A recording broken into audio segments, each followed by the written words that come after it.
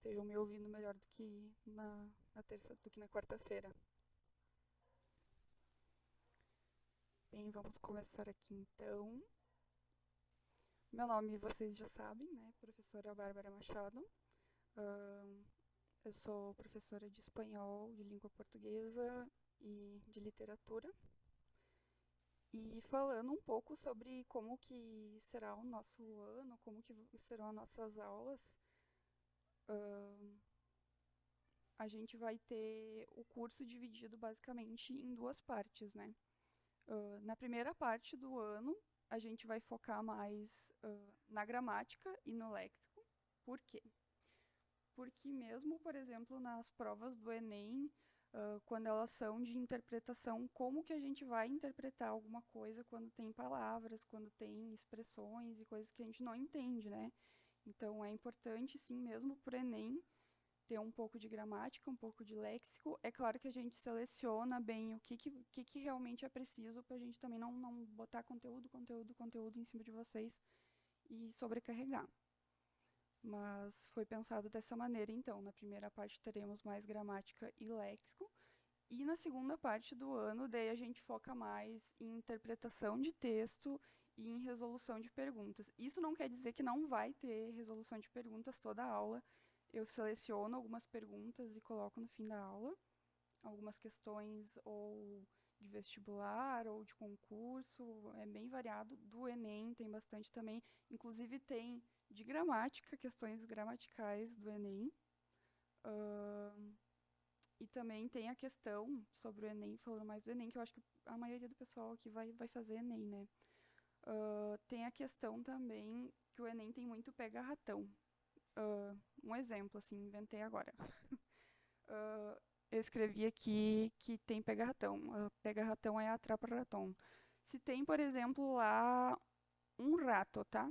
Um rato lá no meio de um texto, eles selecionam um rato e pedem para vocês colocar o que, que é a tradução de um rato. Um rato, para quem sabe, em português, é um momento. Só que se a pessoa não sabe que um rato é um momento, ele vai lá, vai ter a opção lá, rato, é um rato, um roedor, um animal. E aí vai lá, não sabe se é ou não, vai lá, chuta, e daí sai prejudicado no Enem, né? Porque isso é uma maneira deles saber se vocês realmente conhecem o espanhol ou se vocês estão chutando. Então é importante focar nessas coisas do léxico e da gramática por isso também.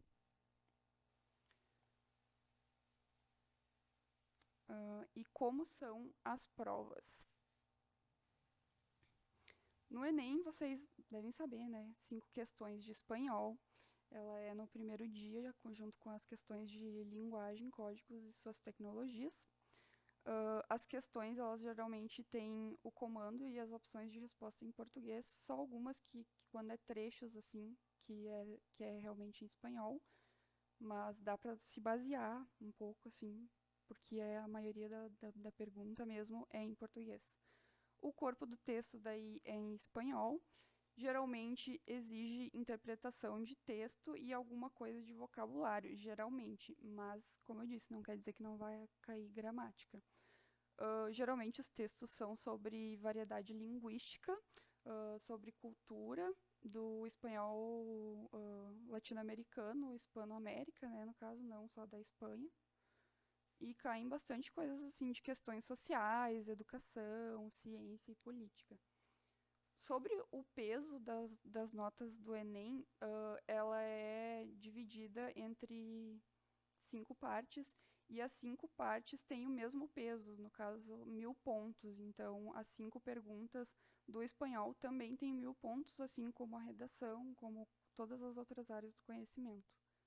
Então, por isso que também é importante focar em espanhol, se vocês não escolherem o inglês, né, ou se vocês não mudarem.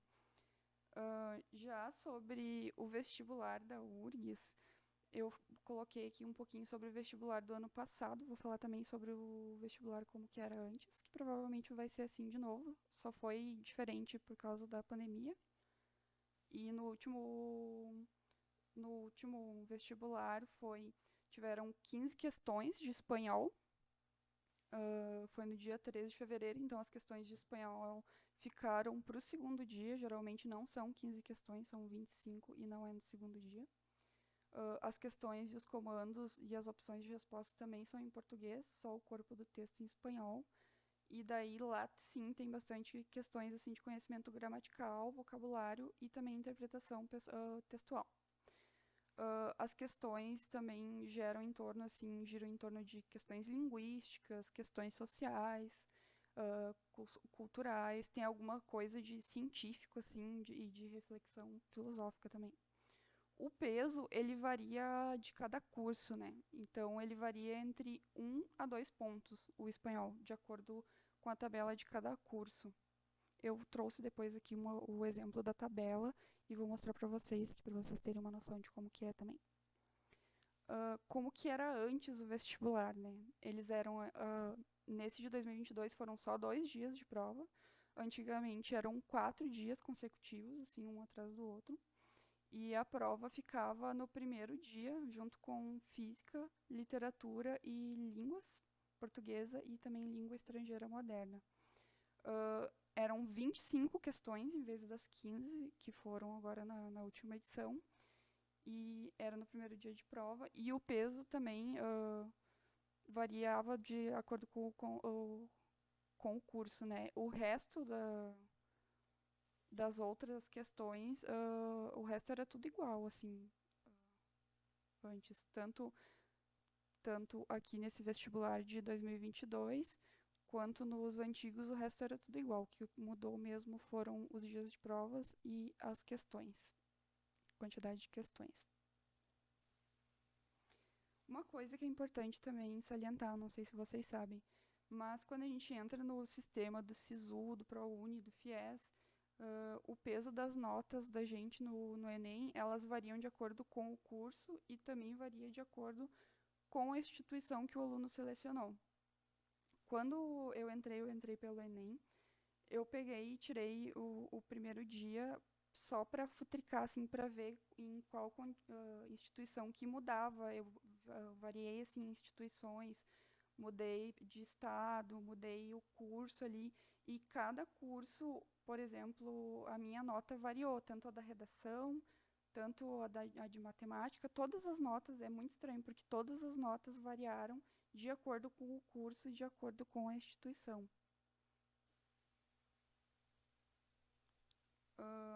Outra coisa que eu quero deixar também aqui para vocês é que eu já coloquei lá no Drive de espanhol, eu já coloquei lá o manual do candidato. Tem 2 lá, tem o de 2022 e tem um mais antiguinho de 2019. Eu já coloquei também o link na tabela, lá na planilha de vocês, na planilha semanal. E coloquei também o link da pasta que tem os 2 manuais. É interessante ler quem vai fazer, né? Umas informações que tem interessante nesse manual sobre as provas de arte e de música, que elas são um pouco diferentes, elas têm também uma prova a mais, que é, por exemplo, de arte, é para ver se tu desenha bem, se tu conhece coisas técnicas de arte e tal. De música é se tu toca algum instrumento, coisa assim. Lá tem também o peso por curso, que lá isso é bom olhar, que na verdade não varia tanto, eu vou mostrar depois para vocês, que é mais ou menos de acordo com o Enem. E daí lá tem média por ampla concorrência e a média por reserva de vagas. Eu trouxe aqui um pedacinho só a primeira parte aqui do que a gente acha lá nas médias. Aqui são as médias da ampla concorrência. Aqui tem a densidade de alunos, que é quantos alunos estão concorrendo por vaga. E aqui, por exemplo, se vocês optam por fazer também o vestibular da URGS, vocês acabam tendo um pouco mais de chances, porque é menos alunos concorrendo a uma vaga. E se vocês derem uma olhada aqui, não varia muito a nota, porque tem gente que acha que, nossa, é impossível passar pelo vestibular da URGS. E na verdade não é.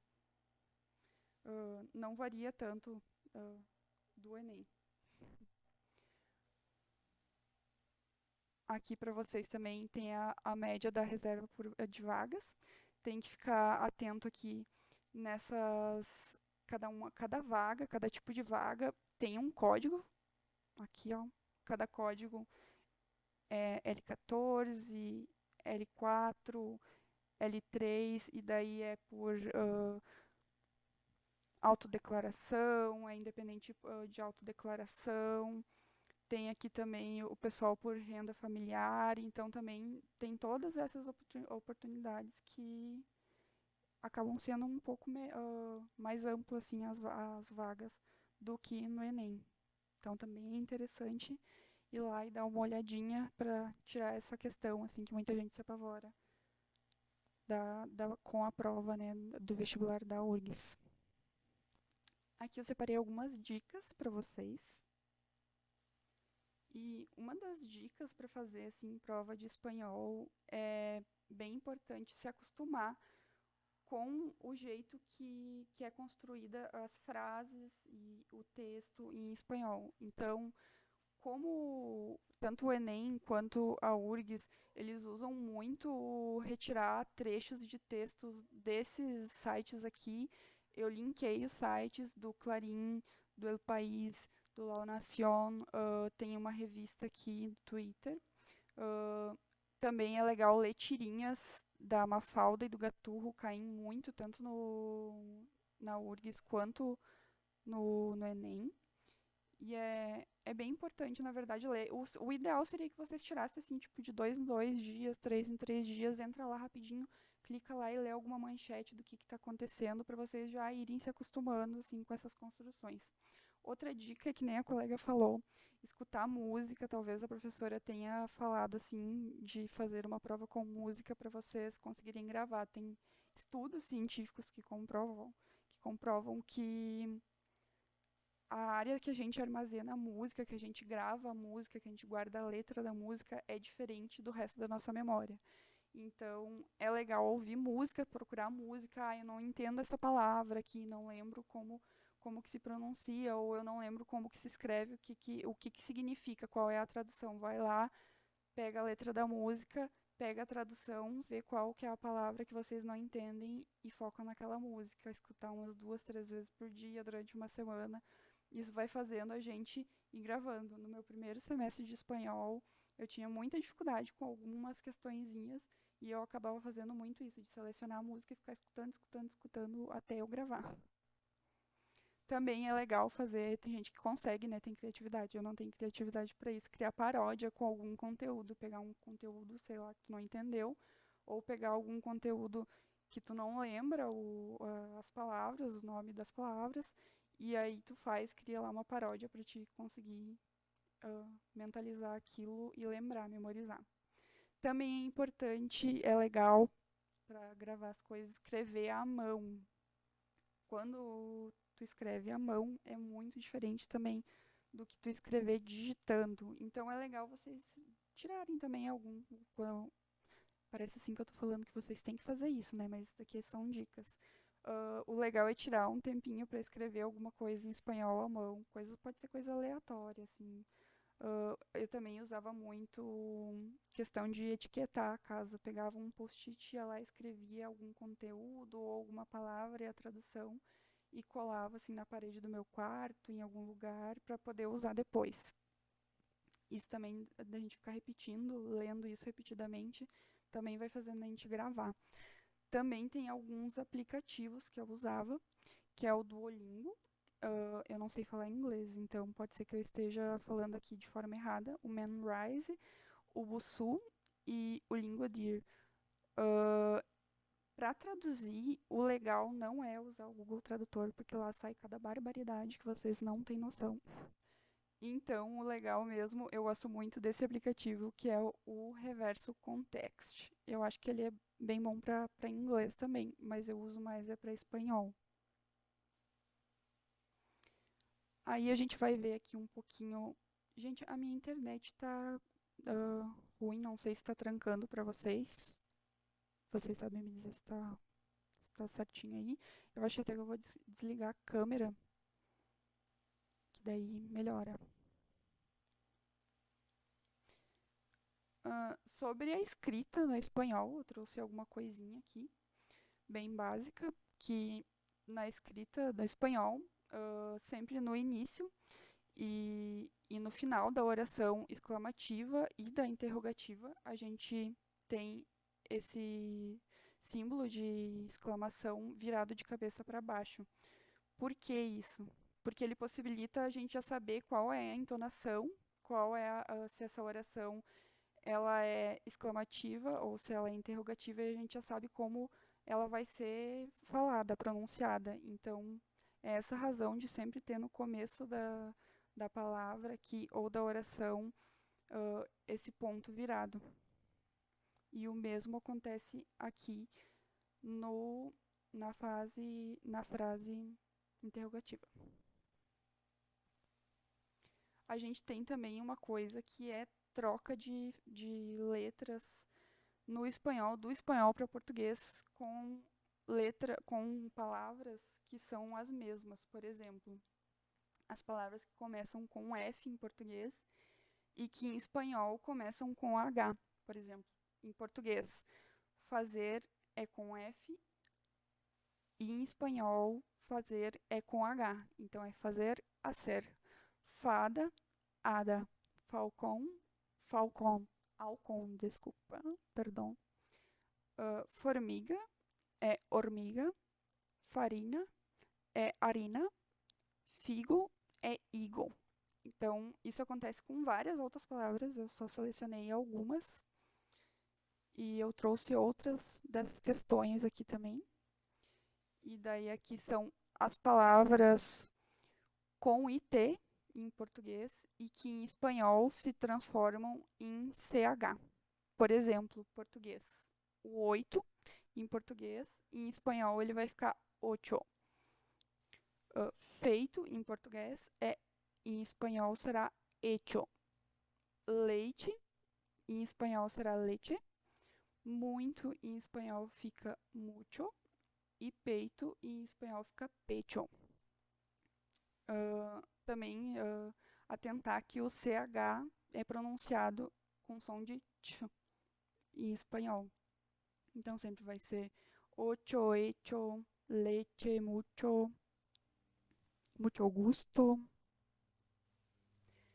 A gente tem também outras palavras que terminam em duzil em português e que em espanhol elas terminam em durro. E o som também do J em espanhol vai ser sempre pronunciado como som de R e nunca como som de J.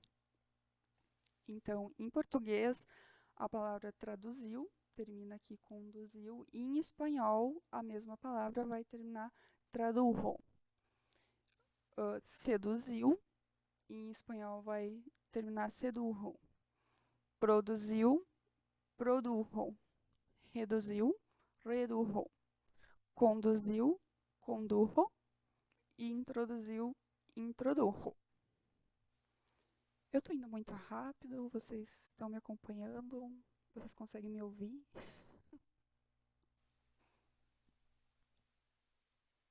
Deixa eu ver aqui o que tem no chat.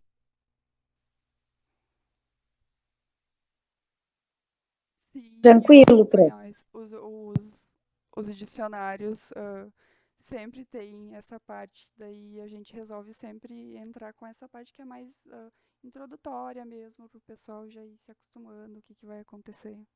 Obrigado por responder, vamos continuar aqui. A gente também tem palavras que começam com CH em português e em espanhol elas vão começar com LL. Por exemplo, a palavra chamada. Em espanhol, ela vai escrever llamada e pode ser pronunciada llamada, chamada ou llamada. Existem 3 variações assim de sotaques.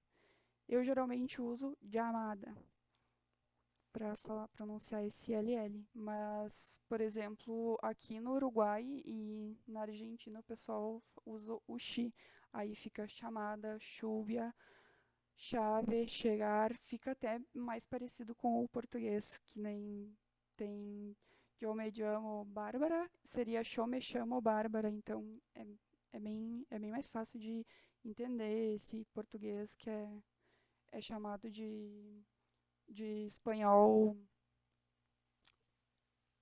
rioplatense, se não me engano.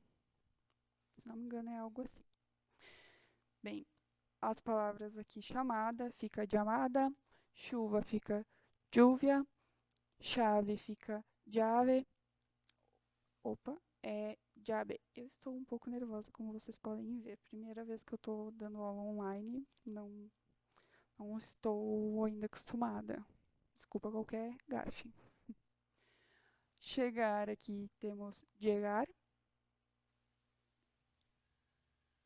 Aí nas palavras que se escrevem com quá em português, em espanhol elas se transformam em quá, que nem a colega fez com a questão de escrever como a gente fala, que a gente, cada sílaba, escrever assim, cada sílaba como a gente entende, em vez de cada vez em vez do jeito que ela é realmente escrita, né? Então, o quanto em português e em espanhol vai ser quanto, quando vai ser quando, quadra vai ser quadra, quadrado, quadrado, quatro fica quatro.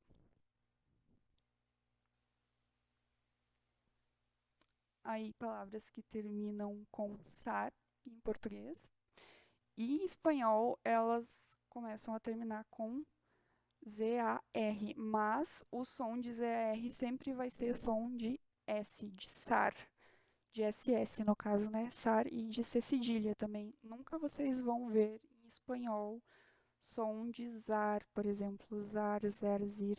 Isso nunca vai ocorrer.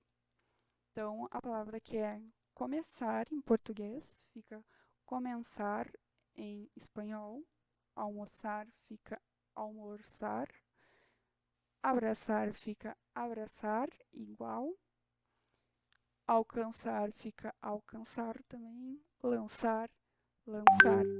A única coisa que muda mesmo, além da pronúncia, é a grafia, que como se escreve.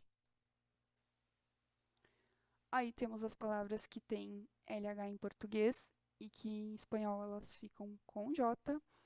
Mulher, mujer, trabalho, trabajo, olho, ojo, abelha, abeja, orelha, oreja.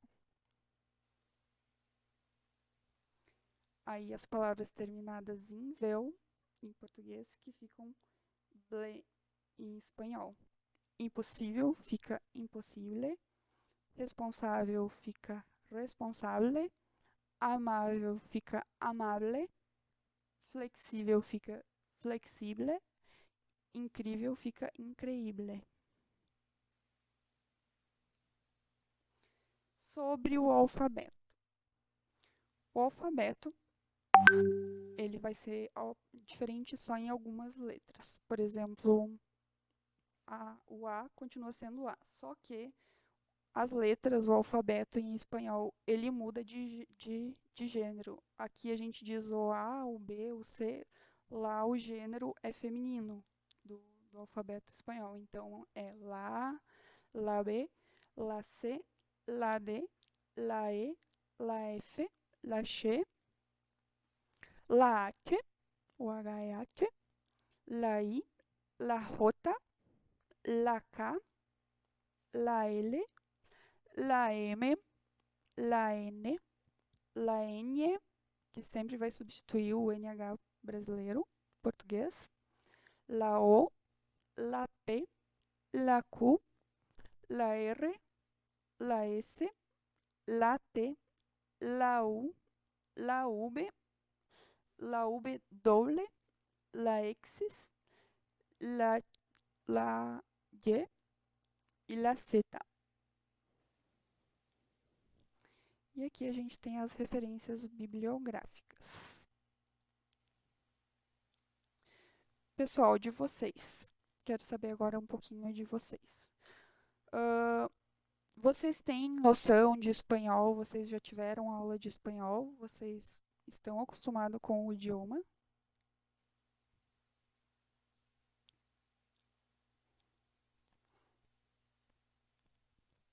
Oi, pessoal, conseguem me ouvir?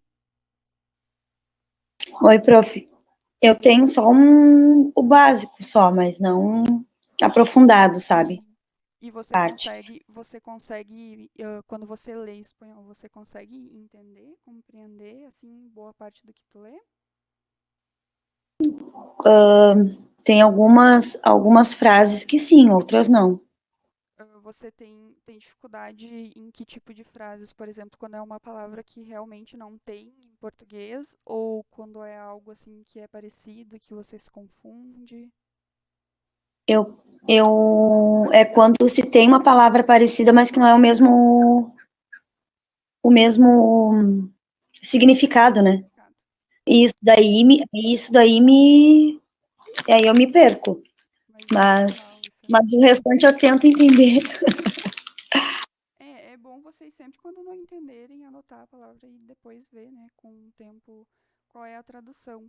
É a melhor forma, assim, de ir lembrando, é escrever à mão mesmo, assim, em qualquer papel e escrever ali a tradução. E conforme vocês forem lendo, a repetição faz muito a gente lembrar dessas coisas. E aí a gente vai ter, então, uma aula sobre esses heterossemânticos, ah, bem especificadinho para a gente ver isso daí. Vou botar bastante exercício. Eu queria saber mesmo porque tem gente que não curte muito, né? O início do espanhol tem algumas coisinhas que realmente é muito boba, mas acredito que vai ser mais hoje. Nos próximos encontros já tem coisas melhorzinhas já sobre artigo neutro. Depois teremos objeto direto, indireto, complemento, esse tipo de coisa. Uh, mas eu também vou dar um foco, então, para esses heterossemânticos. Vou cuidar dessa parte também de vocabulário, trazer alguma coisinha para a gente ler de vez em quando. Vou dar uma procurada também nesses sites de notícias, que daí também vocês já vão ficando a par de alguma coisa. E quando vê, até cai mesmo no Enem a mesma notícia, quando vê da casa de cair a mesma notícia que a gente selecionou. Por enquanto, no espanhol, sou só eu de professora. Então, eu estou na correria aqui, mas está tudo se encaixando, já dando certo. Já tem algumas aulas prontas, e aí, antes de começar esse tipo de aula, eu queria saber mesmo de vocês se vocês querem ver isso. Então, já sei que existe essa dificuldade que é legal trazer, porque pode ficar meio chato, assim, que nem essa primeira aula, assim, só coisa muito básica, coisa muito boba. Mas acredito que só você que tem. Ah, tá. A Júlia também disse que sabe o básico também, certo? Eu não vou falar assim muito em espanhol com vocês, porque eu acho que o nosso foco é mais a escrita e a gente falar, exercitar o espanhol com vocês. É mais difícil, vai demandar mais tempo de vocês. O pessoal fica com vergonha, até eu fico com vergonha às vezes. Eu estava aqui nervosa enquanto pronunciava, então pode ser que tenha saído alguma coisinha meio boba, assim. E aí por isso também não vou focar tanto em falar em espanhol. Eu vou ler mais as frases, alguma coisa assim específica em espanhol e vou tentar sempre explicar alguma coisa em português. Eu deixo sempre os slides em espanhol para vocês irem lendo, mas algumas coisas assim que diferem muito do português eu sempre vou botar num cantinho assim, o léxico, a tradução ali das palavras que geralmente o pessoal não entende. Então isso já vai ficar nos slides. Eu vou sempre disponibilizar os slides ou antes da aula ou logo depois. Eu também encerro a gravação logo depois e já consigo subir, às vezes no mesmo, logo depois da aula, eu já consigo subir e colocar lá na planilha para vocês.